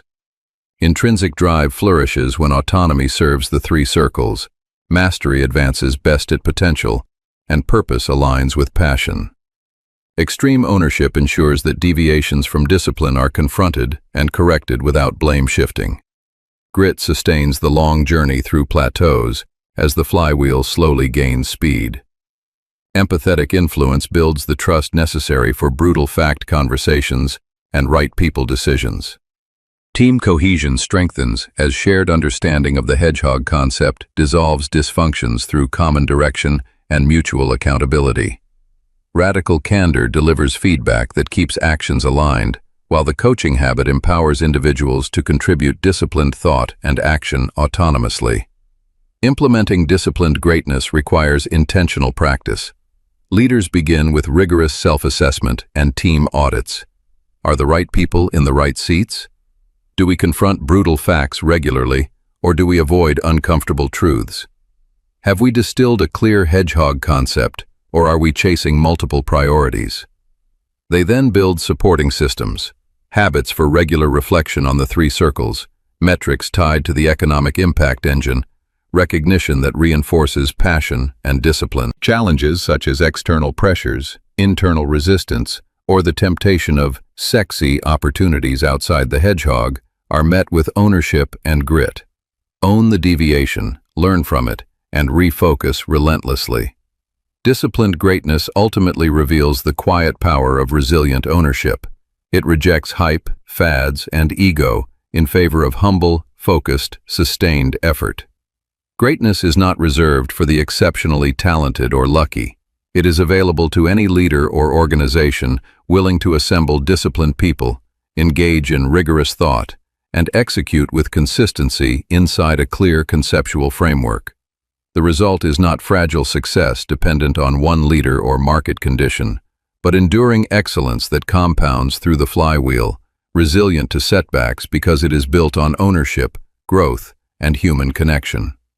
This chapter serves as the strategic integrator of the philosophy. The personal disciplines of earlier chapters find their organizational expression here, while preparing the ground for cohesive teams, candid communication, and empowering coaching. When disciplined greatness becomes the operating norm, leadership transcends management of the present and becomes the architecting of a future defined by sustained, authentic excellence, free from distraction, grounded in reality, and powered by the collective potential of people committed to a focused, meaningful path. In resilient ownership, the hedgehog path is not a rigid formula, but a living discipline. It demands continuous refinement through growth, ownership, and empathy, yet delivers the profound satisfaction of building something that lasts. Leaders who walk this path discover that true greatness feels less like conquest and more like the natural unfolding of potential when discipline, focus, and humanity align. Chapter 8. Overcoming the 5 dysfunctions, building cohesive teams. In the philosophy of resilient ownership, cohesive teams do not emerge by accident or through superficial team-building exercises. They are constructed sequentially and deliberately by addressing the 5 interconnected dysfunctions that undermine most groups: absence of trust, fear of conflict, lack of commitment, avoidance of accountability, and inattention to results. These dysfunctions form a pyramid, with each level building upon the one below it. The foundation is trust. Without it, everything above becomes unstable. When leaders systematically remove these barriers using the principles of resilient ownership, teams transform from collections of talented individuals into unified forces capable of sustained excellence. This chapter shows how the entire philosophy converges to create psychological safety, alignment, and relentless focus on collective outcomes, free from politics, ego, and hidden agendas. The first dysfunction, absence of trust, stems from the fear of being vulnerable with one another. Team members hesitate to admit mistakes, ask for help, or share weaknesses because they worry about judgment or exploitation. Without vulnerability-based trust, relationships remain guarded and superficial. In resilient ownership, this dysfunction is overcome through the growth mindset foundation, Chapter 1, and extreme ownership, Chapter 4. When leaders publicly model that abilities expand through effort and own their shortcomings without defensiveness, they normalize vulnerability. A leader who says, "I missed this signal in our planning. What did others see that I didn't?" demonstrates that admitting gaps accelerates collective learning rather than signaling weakness. Genuine influence through empathetic connection, Chapter 6, deepens this trust by showing sincere interest in others' perspectives and experiences. Atomic habits, Chapter 2, support it through consistent small behaviors. Regular check-ins where people share one challenge and one win, or structured exercises that reveal personal histories without forcing discomfort. Over time, these practices build the safety net where people trust that their openness will be met with support, not criticism. Trust directly enables the second dysfunction to be addressed: fear of conflict. Many teams descend into artificial harmony, avoiding passionate debate because they fear damaging relationships or exposing personal limitations. The result is poor decision-making, simmering resentments, and unresolved issues that erode performance. Resilient ownership counters this with radical candor, Chapter 9, and the coaching habit, Chapter 10. When care for the individual is paired with direct challenge, and when powerful questions replace advice-giving, conflict becomes productive exploration rather than personal attack. A growth mindset reframes disagreement as collaborative diagnosis. How might our differing views reveal blind spots we can close together? Intrinsic drive, Chapter 3, plays a key role. Autonomy encourages people to voice opinions, mastery makes refining ideas through debate rewarding, and purpose aligns the team around shared stakes that make conflict worthwhile. Grit, Chapter 5, sustains the discomfort of healthy tension, while empathetic connection ensures debates remain respectful. Leaders establish norms for conflict, mine for disagreement in meetings, use structured techniques like devil's advocate roles, and debrief afterward to extract value. The outcome is not destructive arguing but mining for the best ideas, leading to stronger decisions and deeper commitment. With trust and productive conflict in place, the third dysfunction, lack of commitment, dissolves. Teams often fail to commit because ambiguity lingers or buy-in feels forced. People leave meetings nodding agreement outwardly while harboring private doubts, leading to hesitation and second-guessing later. In resilient ownership, commitment arises naturally from the preceding layers, plus clear purpose and ownership. When intrinsic drive is activated and the hedgehog concept, Chapter 7, provides focused direction, decisions gain clarity. Extreme ownership ensures that once a decision is made, after robust debate, everyone owns the outcome, regardless of their initial position. The coaching habit reinforces this by asking questions like, "What would full commitment look like here?" and "How does this align with our larger purpose?" Atomic habits turn commitment into daily practice. Clear action plans with visible tracking, follow-up rituals, and public declarations of ownership. A growth mindset supports buy-in by framing commitment as an experiment in expansion rather than a permanent verdict. The result is clarity and unity. The team moves forward decisively, even when perfect consensus is impossible. The fourth dysfunction, avoidance of accountability, occurs when teams fail to hold one another responsible for behaviors and performance standards. Peer accountability is often avoided to preserve harmony, leaving the leader as the sole enforcer and creating resentment or uneven workloads. Resilient ownership makes accountability a natural cultural norm rather than an uncomfortable imposition.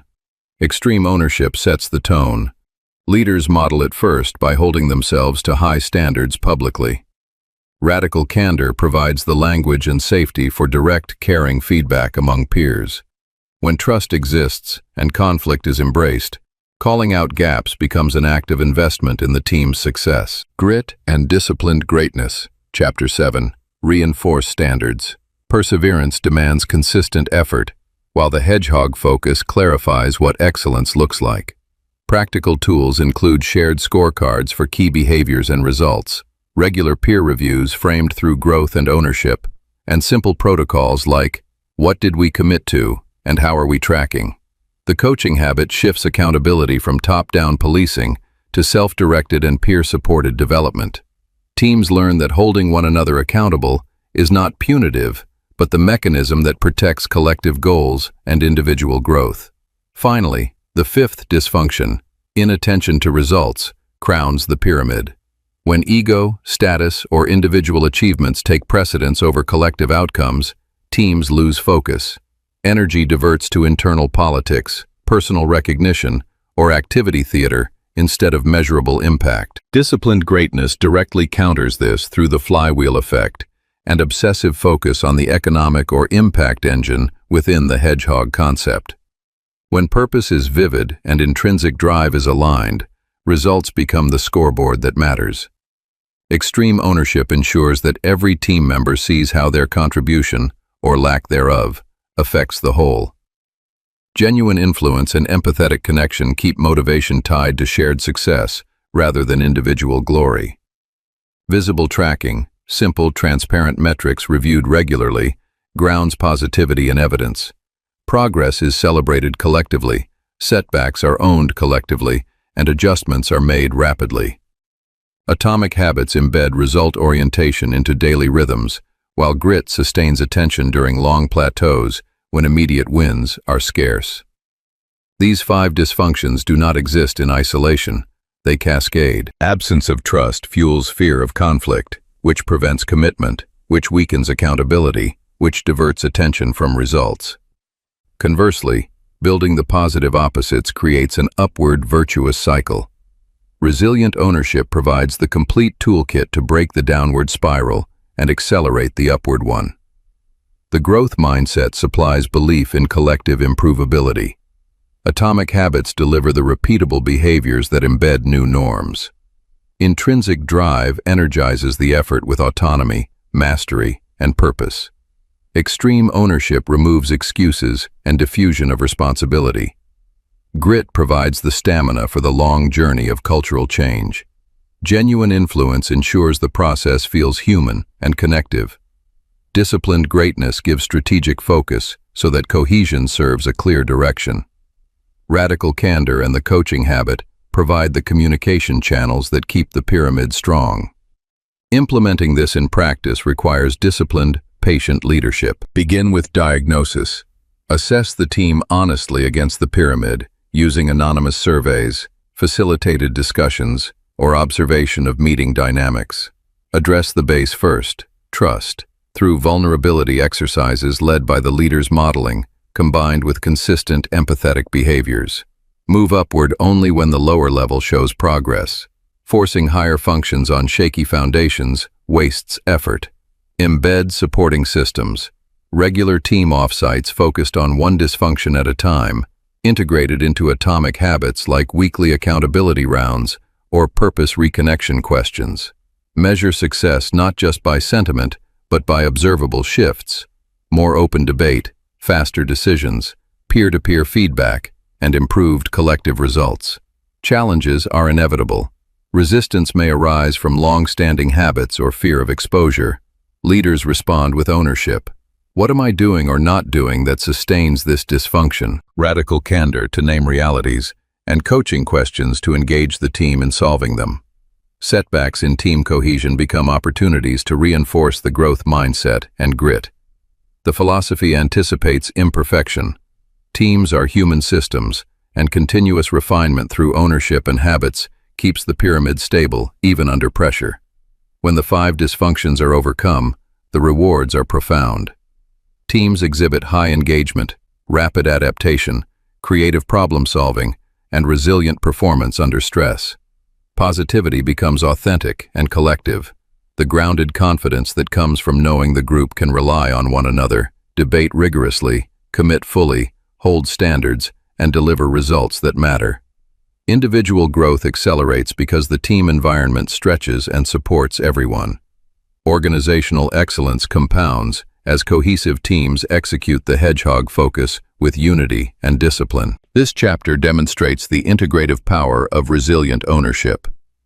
Earlier principles provide the personal and leadership foundations. Here they scale to create something larger than any individual. Cohesive teams are not the endpoint, but the multiplier that turns personal resilience into organizational advantage. By systematically dismantling the 5 dysfunctions, leaders build environments where vulnerability fuels strength, conflict generates wisdom, commitment drives momentum, accountability ensures excellence, and results become the shared victory. In the end, overcoming the 5 dysfunctions is the practical expression of the entire philosophy in group settings. It rejects superficial harmony or forced teamwork in favor of rigorous, human-centered systems that produce real cohesion. Teams operating this way do not merely function, they thrive, adapt, and achieve at levels that feel almost inevitable once the pyramid stands firm. This is where resilient ownership moves from individual practice to collective transformation, creating organizations that win consistently because their people trust, debate, commit, account, and focus together. Chapter 9. Radical Candor. Caring personally while challenging directly. In the philosophy of resilient ownership, radical candor serves as the essential communication discipline that keeps growth honest, relationships strong, and performance high. It is the practice of caring personally about the people you work with while simultaneously challenging them directly with clear, specific feedback. This combination, High care paired with high directness creates the conditions for rapid development without damaging trust or motivation. Without radical candor, the growth mindset remains vague aspiration. Atomic habits lack correction when they drift. Intrinsic drive loses alignment. Extreme ownership becomes polite avoidance. Grit turns into unexamined effort, and teams slip back into the 5 dysfunctions. Radical candor is the rigorous feedback loop that makes every other principle in resilient ownership sharper, more effective, and sustainably human. The framework is visually simple, yet behaviorally demanding. Imagine a 2x2 grid with care personally on one axis and challenge directly on the other. The quadrant of high care and high directness is radical candor. Low care with high directness becomes obnoxious aggression, feedback that feels like an attack. High care with low directness slides into ruinous empathy, sugarcoating or avoiding truth to spare feelings. Low care and low directness produces manipulative insincerity or outright neglect. Radical candor occupies the healthy sweet spot where feedback is both kind and clear, compassionate and rigorous. It rejects the false choice between being nice or being tough. In resilient ownership, leaders learn to be both at once, because genuine care for people's long-term success demands telling them the truth about their current performance and potential. This practice integrates directly with the Growth Mindset Foundation, Chapter 1. When abilities are understood as expandable through effort, feedback stops being a verdict on fixed worth and becomes actionable guidance for development. A radical candor conversation sounds like, "I care about your growth here, and I believe you have the capacity to close this gap. Here's specifically what I'm seeing, why it matters, and what improvement could look like." The recipient, operating from a growth orientation, hears investment rather than judgment. This alignment prevents defensiveness and accelerates the learning cycle that compounds small improvements into mastery. Atomic habits, Chapter 2, benefit enormously from radical candor. Daily systems require regular calibration. Without direct feedback, small drifts compound into major problems. A leader using radical candor might say, "I've noticed the morning review habit has become less consistent, and I care about you maintaining that discipline because it drives your ownership. Let's look at what's getting in the way and adjust the system." This combination of care and directness makes habit correction collaborative and motivating rather than punitive. The 4 laws of behavior change, making cues obvious, cravings attractive, responses easy, and rewards satisfying, can be refined through candid input from coaches, peers, or leaders who see blind spots the individual cannot. Intrinsic drive, Chapter 3, is preserved and strengthened by radical candor. Autonomy thrives when people receive clear information about how their choices affect outcomes, allowing them to adjust without guesswork. Mastery accelerates because specific, direct challenges highlight exact skill gaps, while personal care ensures the feedback lands as support for growth, rather than criticism of identity. Purpose stays aligned when leaders connect feedback to the larger mission. This adjustment matters because it directly serves the impact we're trying to create together. When feedback is delivered with both care and directness, people feel respected as autonomous agents capable of mastery, not micromanaged subordinates. Extreme ownership, Chapter 4, requires radical candor to function at scale. Leaders cannot own everything if they avoid naming realities in others or themselves. Radical candor creates the cultural norm where, "I own this outcome, and here's the direct feedback on how we can improve our shared approach," becomes standard language.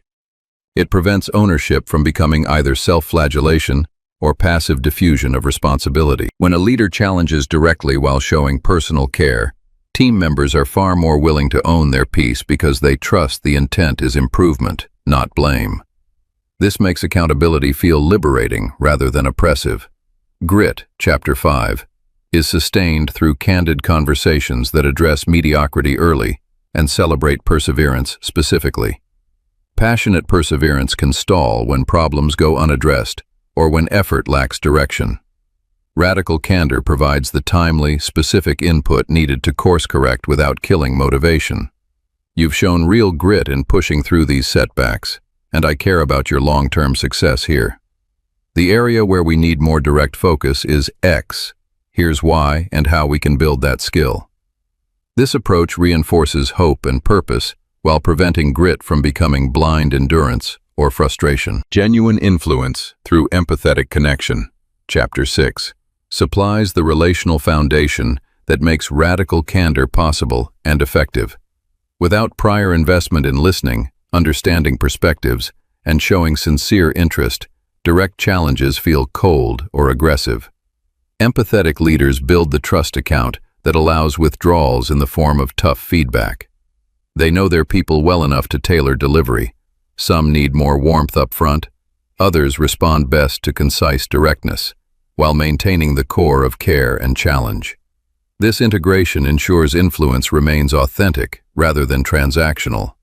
Disciplined greatness and the hedgehog concept, Chapter 7. Stay on track through radical candor. Maintaining focus within the three circles requires regularly challenging activities, initiatives, or behaviors that fall outside them. Leaders use caring directness to say no compassionately or to redirect effort. I appreciate the creativity behind this idea and care about your development, but it pulls us away from what we can be best at. Let's find a way to apply that energy inside our hedgehog focus. This prevents dilution and keeps the flywheel turning with disciplined action. Overcoming the 5 dysfunctions, Chapter 8, depends heavily on radical candor as a daily operating practice. Trust is reinforced when people experience care, even in challenging moments.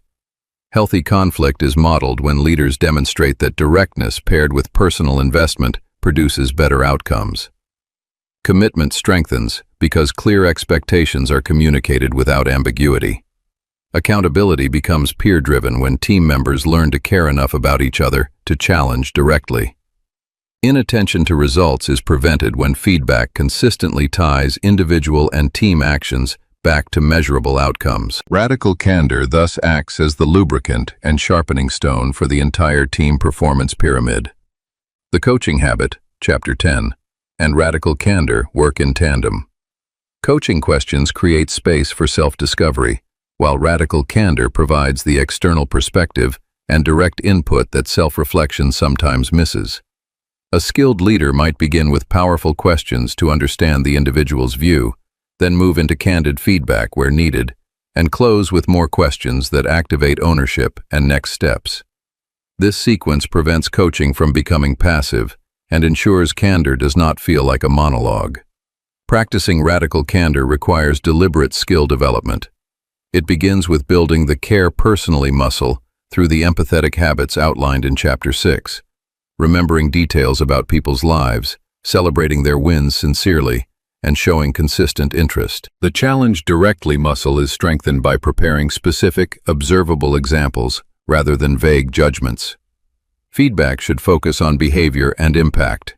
When you missed the deadline, it delayed the team by 2 days and eroded trust. Rather than character, you're unreliable. Timing matters. Deliver praise and criticism as close to the event as possible, privately when challenging, and publicly when praising. Soliciting feedback regularly, asking, "What should I stop, start, or continue?" models humility and keeps the loop bidirectional. Common pitfalls must be anticipated and owned. Ruinous empathy often stems from discomfort with tension or fear of damaging relationships. It is overcome by remembering that withholding truth is ultimately unkind because it denies growth opportunities. Obnoxious aggression arises from stress or ego. It is corrected through self-awareness and the growth mindset's emphasis on improving one's own delivery. Leaders can use personal habit trackers or accountability partners to monitor their candor balance. Regular 360-degree input or simple post-conversation reflections. Did that land with care and directness? Accelerate mastery. In organizational culture, radical candor scales when it becomes a shared expectation rather than a leader-only tool. Teams adopt common language. Was that radical candor or ruinous empathy? Practice through role plays and celebrate moments where tough feedback led to visible improvement. This cultural norm reinforces every element of resilient ownership. Habits are refined. Drive stays aligned. Ownership is exercised honestly, Grit is directed productively, influence deepens through trust, greatness remains focused, teams stay cohesive, and coaching becomes truly empowering. The deeper power of radical candor lies in its humanity. It rejects both harshness that breaks spirits and softness that wastes potential. Instead, it honors people by believing they are capable of growth mindset, worthy of truth, extreme ownership and candor, and motivated by meaningful challenge, intrinsic drive, and grit. When delivered consistently, it generates the grounded positivity that comes from knowing feedback is reliable, relationships are strong enough to handle truth, and development is happening in real time. Radical candor is therefore not merely a feedback technique, but a core operating philosophy within resilient ownership. It is the mechanism that keeps the entire system calibrated, honest, and moving forward. Leaders who master caring personally while challenging directly create cultures where people feel both supported and stretched, exactly the conditions where human potential expands most reliably. In a world filled with polite avoidance or brutal bluntness, radical candor offers the balanced rigor that builds resilient individuals and resilient organizations. This practice prepares the ground for the final chapter on coaching. When candor and coaching work together, leadership shifts from telling to developing, from directing to unleashing. The philosophy reaches its fullest expression when every interaction carries both deep care and high expectations, turning everyday conversations into powerful engines of growth, accountability, and excellence. Chapter 10. The Coaching Habit, Empowering Through Questions. In the philosophy of resilient ownership, the highest expression of leadership is not giving answers, solving problems, or directing every action. It is cultivating the coaching habit, the disciplined practice of saying less and asking more. By mastering a small set of powerful questions, leaders activate the intrinsic capabilities of others, multiply their own impact, and create organizations where people grow into leaders themselves. This final chapter brings every preceding principle to life in daily interactions. Without the coaching habit, radical candor can feel like top-down criticism, extreme ownership may become micromanagement, intrinsic drive stays dormant, grit lacks direction, and even the best atomic habits or hedgehog focus fail to scale. The coaching habit transforms the entire philosophy from a personal operating system into a self-replicating culture of empowerment, autonomy, and continuous development. The core insight is simple yet revolutionary. Most leaders talk too much. They default to advice-giving, problem-solving, and instruction because it feels helpful and efficient in the moment. Yet this habit creates dependency, stifles thinking, and robs people of the opportunity to develop their own growth mindset, ownership, and mastery. The coaching habit counters this by replacing the urge to tell with the discipline to ask. 7 foundational questions form the backbone of the practice. Each question is deliberately designed to slow down the conversation, deepen reflection, and shift responsibility back to the individual or team, exactly where it belongs under extreme ownership and intrinsic drive. The first question, what's on your mind? Opens space gently but powerfully. It invites the other person to set the agenda, revealing what truly matters to them right now. This single question activates autonomy immediately. It signals respect for their priorities and concerns, while giving the coach insight into underlying issues. Followed by attentive listening and genuine curiosity, Chapter 6. It builds the empathetic connection that makes all subsequent coaching effective. The second question, and what else, is the master follow-up. It combats the rush to solution and uncovers deeper layers. Most people offer the first or second thing that comes to mind. The real issue often surfaces on the third or fourth response. This question prevents shallow diagnosis and trains the habit of thorough exploration. It reinforces the growth mindset by demonstrating that initial thoughts are rarely complete and that deeper insight comes through persistent inquiry. And what else? Also sustains grit. When people are encouraged to keep thinking rather than settling for easy answers, they build the perseverance muscle needed for long-term challenges. It turns coaching sessions from quick fixes into genuine development conversations that honor the compound nature of atomic habits and disciplined greatness. The third question, what's the real challenge here for you? Focuses the conversation. It moves from venting or surface symptoms to the core issue. This question integrates extreme ownership beautifully. It asks the individual to own the challenge rather than externalize it. By framing it as, for you, the coach gently places responsibility where it belongs while still offering support. Combined with radical candor, Chapter 9, it allows the leader to add direct observation if the real challenge remains unstated. I care about your success, and from what I'm seeing, the real challenge might also involve X. Does that resonate? The fourth question, what do you want, clarifies desire and aligns with intrinsic drive. It surfaces the underlying goal or outcome the person is seeking. This question reconnects the conversation to purpose and mastery. It prevents coaching from becoming problem-solving for its own sake and ensures efforts serve meaningful ends. When people articulate what they truly want, autonomy strengthens because the path forward becomes self-authored rather than imposed. The fifth question, how can I help, is a humility check and a boundary setter. It prevents the coach from rushing in as rescuer and forces clarity on the requested support. Often the best help a leader can offer is continued coaching rather than taking over. This question reinforces extreme ownership for both parties. The coachee owns their request, and the leader owns their capacity and role. It protects against overfunctioning while demonstrating care personally. The sixth question, if you're saying yes to this, what are you saying no to? Introduces strategic discipline. It connects directly to the hedgehog concept, Chapter 7, and disciplined greatness. Every yes requires a no elsewhere. Asking this question cultivates focus, prevents dilution of effort, and builds the self-awareness needed to maintain the three circles over time. It turns coaching into a tool for long-term excellence rather than short-term busyness. The seventh question, what was most useful for you, closes the loop with reflection and learning. It reinforces the growth mindset by turning every conversation into an opportunity to extract value and improve future interactions. This meta-question builds the coaching habit itself, creating a culture where feedback flows in both directions and continuous refinement becomes natural. These 7 questions do not operate in isolation. They form an integrated sequence that weaves together the full tapestry of resilient ownership. A typical coaching conversation might flow like this. What's on your mind? And what else? What's the real challenge here for you?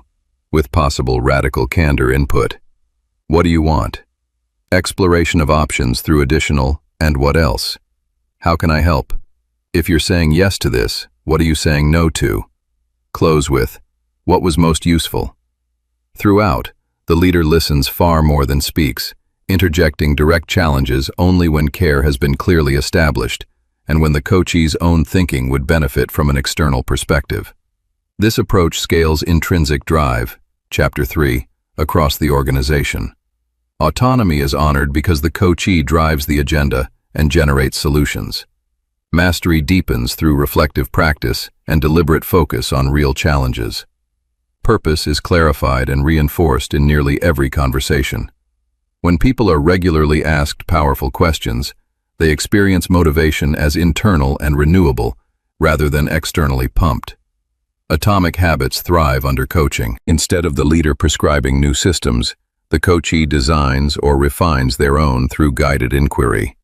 The coach might ask, what small habit change would make the biggest difference here? Or, how can we make this behavior more obvious and easy? This ownership of habit formation dramatically increases follow-through and turns the 4 laws of behavior change into personally tailored tools. Extreme ownership and grit are activated at every level.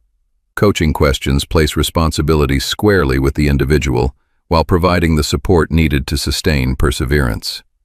A gritty leader coaches others to develop their own grit. What would perseverance look like on this project for the next 6 months? Or, when you hit the inevitable plateau, how will you keep going? The combination of ownership and coaching prevents grit from becoming isolated suffering and turns it into supported, purposeful endurance. Team cohesion, Chapter 8, accelerates when leaders replace directive meetings with coaching-style interactions. The 5 dysfunctions are addressed organically. Trust builds through vulnerable questioning and listening. Healthy conflict emerges when real challenges are surfaced. Commitment follows from self-generated solutions. Accountability increases as people own their answers, and results improve because focus stays sharp through strategic, yes-no discipline. Radical candor integrates smoothly because caring questions create safety for direct challenges. Disciplined greatness emerges as coaching spreads. Teams stay within the hedgehog circles because questions repeatedly bring conversations back to focus, passion, and impact. Level 5 leaders naturally coach this way, humble enough to ask rather than tell, driven enough to ensure high standards through inquiry rather than control. In daily leadership practice, building the coaching habit requires intentional rewiring. Leaders start by noticing their own advice monster, the impulse to jump in with solutions, and consciously pausing to ask a question instead. They practice the 7 questions in low-stakes situations first, then expand to performance conversations, strategy sessions, and development discussions. Environment design helps. Placing reminder cards with the questions in visible spots, or building them into meeting templates, turns coaching into an atomic habit. Tracking coaching conversations and reflecting on their usefulness accelerates mastery of the habit itself. Challenges are common. Some leaders fear that asking questions takes too much time. In reality, good coaching often saves time long-term by building capability and reducing dependency.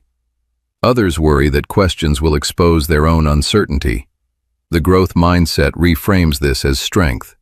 Modeling curiosity and learning is powerful leadership. Resistance from teams accustomed to directive styles is overcome through consistent demonstration. People quickly prefer being asked over being told once they experience the empowerment and respect it conveys. When the coaching habit becomes cultural, the philosophy of resilient ownership reaches its fullest realization. Leadership multiplies because every manager becomes a developer of other leaders. Organizations develop depth and resilience as capability compounds at every level. Motivation becomes largely self-sustaining because people experience autonomy, mastery, and purpose through their own thinking and ownership. Positivity is grounded and resilient. It stems from the quiet confidence of knowing one is growing, contributing meaningfully, and surrounded by leaders who believe in one's potential enough to ask rather than dictate. This final chapter reveals the elegant unity of the entire system. The growth mindset foundation provides the belief that people can expand. Atomic habits supply the daily structures. Intrinsic drive supplies the energy. Extreme ownership demands responsibility. Grit provides endurance. Genuine influence builds the relationships. Disciplined greatness gives direction. Overcoming the 5 dysfunctions creates the team environment. Radical candor ensures honesty. And the coaching habit ties it all together by making every interaction a vehicle for activating these principles in others. In resilient ownership, the ultimate measure of a leader is not how much they know or how well they perform individually, but how effectively they unleash the potential around them. The coaching habit achieves exactly that. It shifts leadership from hero to multiplier, from director to developer, from controller to coach. Leaders who internalize this habit discover profound freedom. They no longer carry the unsustainable burden of having all the answers. Instead, they create cultures where answers emerge collectively, ownership is widespread, and excellence becomes self-perpetuating. The philosophy comes full circle. What begins with personal growth mindset and daily habits ends with organizational transformation through empowered people asking better questions of themselves and each other. This is the quiet revolution of resilient ownership. It does not promise effortless success or overnight transformation. It offers something far more durable, a complete, interconnected system for building resilient individuals and resilient organizations. One question, one conversation, one empowered choice at a time. When leaders master the coaching habit, they stop leading from the front and start leading from within every member of their team. The result is authentic excellence that compounds across people, teams, and generations, grounded, practical, and profoundly human.